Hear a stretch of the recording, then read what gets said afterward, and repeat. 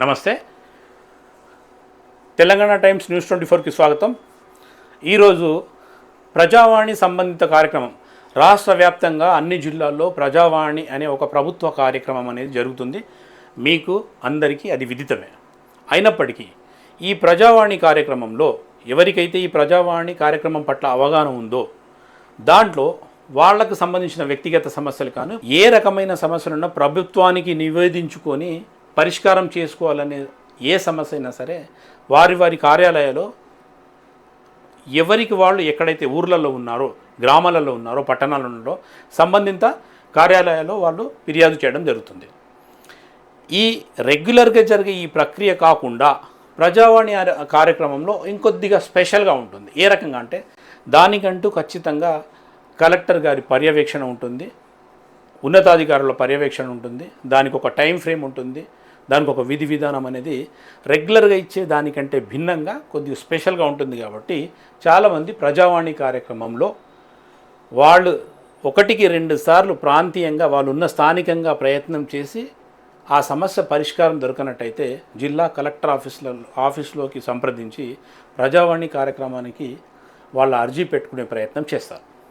ఈ భాగంలో ఈ కార్యక్రమంలో ఈ కొనసాగింపులో 100లో 90% ఫిర్యాదుదారులకు ఒక చిన్న ఆటంకం ఏమొస్తుందంటే ప్రజావాణి కార్యక్రమం ఏ రోజైతే జరుగుతుందో ఆ రోజు సంబంధిత కలెక్టర్ కార్యాలయం కావచ్చు, లేదంటే ఇంకా ఆర్డీఓ, ఇంకా ఇతరితర కార్యాలయాలలో వాళ్ళు అక్కడ చేరుకొని వరుస క్రమంలో నిలబడి అక్కడ ఎవరైతే ప్రజావాణి కార్యక్రమం టేకప్ చేశారో వాళ్లకు ఈ అర్జీ పెట్టి అర్జీలోని విషయాలు ముఖాముఖిగా వాళ్లకు వివరించి ఏ సమస్యకైతే సంబంధించిన అధికారి అక్కడ అందుబాటులో ఉంటాడో తక్షణమే వాళ్ళకు పిలిచి ఈ సమస్యను క్లియర్ చేయాల్సిందిగా అధికారులు ఆదేశించడం అనేది ఒక ప్రక్రియ జరుగుతుంది.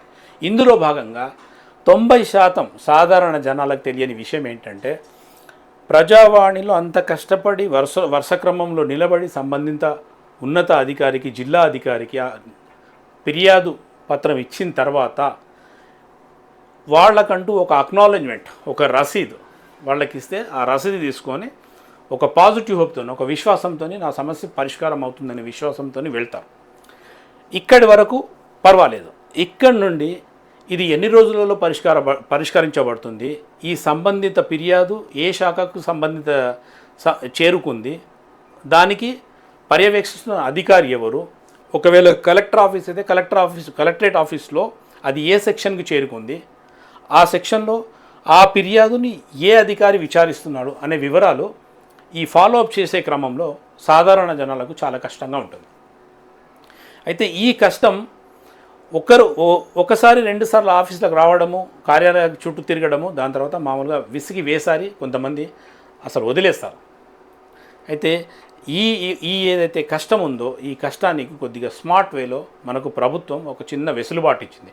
అది తెలియకపోవడంతో మనం పదే కార్యాలయాల చుట్టూ ప్రదక్షిణలు చేసి సంబంధిత అధికారి ఎక్కడున్నాడు, ఏం పేరు, అతని డిజిగ్నేషన్ ఏంది, ఆయన ఇప్పుడు అందుబాటులో ఉన్నాడా లేదా, ఉంటే ఆయన మన ఫిర్యాదు పట్ల ఆయన ఇప్పుడు చేస్తున్నాడా లేదా, అవగాహన ఉందా లేదా, ఇవంత పెద్ద మెకానిజం ఉంటుందండి. దీని పట్ల విసుగొచ్చే అవకాశం ఉంటుంది. అంత ఓపిక ఉండొచ్చు. ఒకవేళ లేని వారికి, సహకరించని వారికి, వాళ్ళు ఎక్కడైతే స్థానికంగా ఉన్నారో అక్కడి నుంచే తెలుసుకోవడానికి ఒక చిన్న వెసులుబాటు ఉంది. అది నేను మీకు వివరిస్తాను. దాని పట్ల కొద్ది జాగృతి చెందితే ఎవరు ఎక్కడున్నా సరే అక్కడి నుంచి ప్రజావాణి ఫిర్యాదు స్టేటస్ అనేది తెలుసుకొని దాని తర్వాత మనం ఏం చేయాలనేది మనకు ఒక స్పష్టత వస్తుంది. అందులో భాగంగా నేను మీకు వివరాలు ఇస్తాను. చూడండి, ఈ ప్రజావాణి కార్యక్రమంలో ఫిర్యాదు తీసుకున్న తర్వాత ఇట్లాంటి ఒక అక్నాలెడ్జ్మెంట్ రిసిప్ట్ అనేది జనరేట్ అవుతుంది. ఇది ఫిర్యాదుదారునికి ఇది ఇవ్వడం జరుగుతుంది. మీరు ఏదైతే సమస్య పట్ల ఆ కార్యాలయానికి వెళ్ళారో ఆ సమస్య మీరు ఏ అధికారికి అయితే వివరించారో ఆ అధికారి ఆ సమస్యను విన్న తర్వాత సంబంధిత అధికారికి అది అలొకేట్ చేస్తూ దానికి కేటాయిస్తూ వాళ్ళు ఏం చేస్తారంటే మీరిచ్చిన సమస్యను పరిష్కారం పట్ల కొనసాగుతుందని మీకు భరోసా ఇచ్చిన తర్వాత మీకు ఇట్లాంటి ఒక రసీదు ఆఫీస్లో ఇవ్వడం జరుగుతుంది. ఆ ఆఫీసులో ప్రజావాణి అక్నాలెడ్జ్మెంట్ రిసిప్ట్ అని క్లియర్గా రాసుంటుంది. దీంట్లో అప్లికెంట్ నేమ్ ఎవరైతే పెట్టారో వాళ్ళ పేరు, వాళ్ళ మొబైల్ నెంబరు, వాళ్ళ అడ్రస్, వాళ్ళు ఏ గ్రామానికి సంబంధించి ఏ పట్టణానికి సంబంధించి వాళ్ళ పూర్తి అడ్రస్, దాని తర్వాత వాళ్ళు ఏ గ్రామానికి సంబంధించిన మండలి ఏంటి, గ్రీవెన్స్ సబ్జెక్ట్ ఏంటి, ఇదంతా స్పష్టంగా రాసి ఇక్కడ మీకు ఒక నంబర్ అంటూ కేటాయిస్తారండి. ఆ నంబర్ మీకు ఎగ్జాంపుల్ గురించి, మీకు ఉదాహరణ గురించి మీకు నేను తెలియజేస్తున్నాను. దీనికి చూడండి, ఇక్కడ రాసింది your grievance is registered wide registration number SRD/DC/2025/00522 on 7/4/2025. Please keep the registration number for all further correspondence. Your grievance sent to District Collector Sangareddy. అయితే జిల్లాకు సంబంధించిన కలెక్టర్కి దీనికి సంబంధించిన మొత్తం ట్రాక్ అవుతుంది. మీరు ఇచ్చిన అర్జీ మొత్తం ఎప్పటికో దానికి ఒక రికార్డ్ అనేది బిల్డ్ అవుతుంది. అయితే ఇప్పుడు ఇక్కడ అంశం ఏంటంటే, మనము దీన్ని కార్యాలయాల చుట్టూ తిరిగి తెలుసుకునే దౌర్భాగ్యమైన పరిస్థితి లేదు. ప్రభుత్వం మంచి వెసులుబాటు ఇచ్చింది. ఇక్కడ మనం కేవలం తెలుసుకొని దాని పట్ల జాగృతి చెందితే చాలు. విషయం ఏంటంటే, ఈ రిసిప్ట్ నెంబర్ వచ్చిన తర్వాత మీరు మొబైల్లో కానీ, లేదంటే డెస్క్టాప్లో కానీ, ల్యాప్టాప్లో కానీ ఎక్కడైనా సరే, ఒకవేళ మీకు తెలిస్తే మీరు చేయండి. లేదంటే మీకు తెలియనట్టయితే ఆ రసీదు తీసుకెళ్ళి తెలిసిన వారికి, బాబు కొద్దిగా నాకు సహాయం చేయవా, దీని స్టేటస్ చెప్పంటే మీరు ఈ వీడియో చూపించినా వాళ్ళు ఇది చూసిన తర్వాత దాన్ని ఎట్లా చేయాలో చెప్పేస్తారు. గూగుల్లోకి వచ్చేసి ప్రజావాణి గ్రీవెన్స్ స్టేటస్ అని సెర్చ్ చేస్తే మనకు లింక్ వస్తుందండి. ప్రజావాణి గవర్నమెంట్ ఆఫ్ తెలంగాణ. జస్ట్ దీన్ని క్లిక్ చేయండి. క్లిక్ చేయగానే మీకు ఇట్లా ఎంటర్ యువర్ రిజిస్ట్రేషన్ నంబర్ అని ఒక కాలం వస్తుంది. మీరు ఈ సోమవారం సంగారెడ్డి కలెక్టరేట్ ఆఫీస్లో ఇచ్చారని అనుకుందాం. 4 రోజుల తర్వాత మంగళ, బుధ, గురువారం లేదంటే శుక్రవారం నాడు మీరు ఇక్కడ నుండి ఎక్కడో జోగిపేట లేదంటే సదాశివపేట లేదంటే పటంచేరు ఈ ఏరియాలో ఉన్నారనుకుందాం. ఇది తెలుసుకోవడానికి సంగారెడ్డి కలెక్టరేట్ ఆఫీస్ వచ్చే పని లేదండి. మీకు ఏదైతే ఈ అక్నాలెడ్జ్మెంట్ రిసిప్ట్ తీసుకున్నారో, ఈ రిసిప్ట్లో ఉన్న ఈ సిరీస్ నెంబర్ ఉంటుంది కదా, ఈ నెంబర్ని దీంట్లో ఎంటర్ యువర్ రిజిస్ట్రేషన్ నెంబర్ అనేది ఎక్కడైతుందో దాంట్లో మీరు టైప్ చేయండి. ఈ రకంగా ఒక విండో వస్తుందండి మనకు. దీంట్లో ఎంటర్ యువర్ రిజిస్ట్రేషన్ నెంబర్ అని ఎక్కడైతే సూచించబడిందో అక్కడ మనం ఏదైతే ఈ రిసిప్ట్లో నెంబర్ అనుకున్నాం కదా,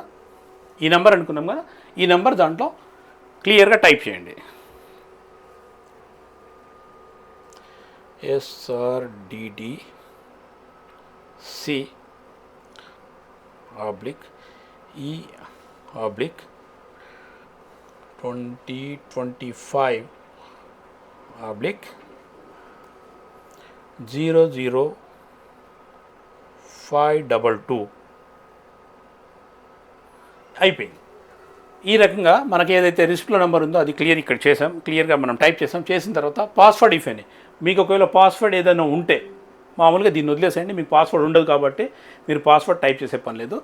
దాని తర్వాత ఇక్కడ క్యాప్చా నెంబర్ ఉంటుంది క్లియర్గా, ఇక్కడ 46DF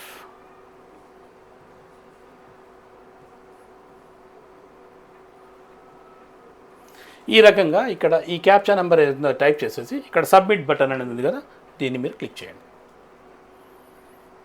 ఇది చూడండి క్లియర్గా మనం ఏదైతే ప్రజావాణిలో ఫిర్యాదు పత్రం ఇచ్చామో ఆ ఫిర్యాదు పత్రానికి సంబంధించిన తేదీ నుండి అది పరిష్కారం అయ్యే వరకు మొత్తం ఇక్కడ రికార్డ్ క్లియర్గా ఉంటుంది. 7వ తారీఖు 4వ నెల received the grievance citizen district collector Sangareddy. ఈ రకంగా 8వ తారీఖు ఏమైంది, 26వ తారీఖు ఏమైంది, 26/4 ఏమైంది, యాక్షన్ డేట్ అంతా ఇక్కడ ఉంటుంది, డిస్క్రిప్షన్ ఇక్కడ ఉంటుంది, సెంట్ బై ఏ అధికారికి వెళ్ళింది క్లియర్గా ఉంటుంది. ఇక్కడ కేసు ప్రజెంట్లీ డీల్డ్ బై ఎవరి ద్వారా ఇక్కడ నిర్వహించబడుతుంటుంది. ఉదాహరణకు రిపోర్ట్ సబ్మిట్ చేశారు, అయిపోయింది, మీరు ఇచ్చిన ఫిర్యాదుకు విచారణ చేసి దానికి సంబంధిత ఫైనల్ రిపోర్ట్ రాసేసి పెట్టేశారు. అది మీకు ఎట్లా తెలియాలా, ఇక్కడ చూడండి వీవ్ అటాచ్డ్ అని ఒక లింక్ ఉంది, దాన్ని మీరు క్లిక్ చేస్తే మీకు క్లియర్గా ఏదైతే రిపోర్ట్ రాశారో, అధికారులు రిపోర్ట్ రాశారో ఆ రిపోర్ట్ స్పష్టంగా ఇక్కడ ఉంటుంది. దీన్ని మీరు ఎక్కడైనా డౌన్లోడ్ చేసుకోవచ్చు, ఎక్కడైనా ప్రింట్ తీసుకోవచ్చు. ఇది కంప్లీట్గా అథెంటిక్ డాక్యుమెంట్ అనమాట. మీకు పరిష్కారం అనేది దీంట్లో కరెక్ట్ లేదనుకుంటే ఈ ప్రింట్ తీసుకొని మీరు ఇచ్చిన డేటా తీసుకొని ఒకవేళ తేడా ఉంటే మళ్ళీ అధికారులను సంప్రదించి పరిష్కరించుకోవచ్చు. కాబట్టి ఈ విధానాన్ని తెలుసుకొని జాగృతి పడి అవగాహన పెంచుకుంటే ఏదైతే ఈ శ్రమ కార్యాలయాల చుట్టూ తిరిగే శ్రమ ఏదైతే ఉంటుందో ఇది 90% తగ్గించుకొని మన విలువైన సమయాన్ని ఇంకో దానికి వెచ్చించుకుంటే మనకెంతో ప్రయోజనం ఉంటుంది. కాబట్టి ఈ ఉద్దేశంతో మీకు తెలియజేయడం జరిగింది. ఎవరికైతే తెలియదో దీన్ని తెలుసుకొని ఒకవేళ ఇతరులకు ఎవరికైనా సహాయం చేస్తే వాళ్ళ సమయాన్ని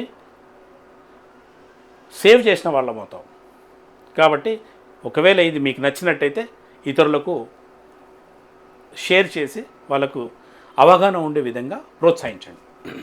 మొత్తానికి ప్రజావాణిలో మన సమయాన్ని వృధా చేసుకోకుండా ఏ రకంగా మనం సమయాన్ని సద్వినియోగం చేసుకోవాలో ఏ విధానాన్ని మనం అవలంబించి సాధారణ జనాలకు సమయాన్ని సద్వినియోగం చేసుకునే విధంగా ఉపయోగపడుతుందో ఆ విధానాన్ని మనం ఇక్కడ చూపించాం.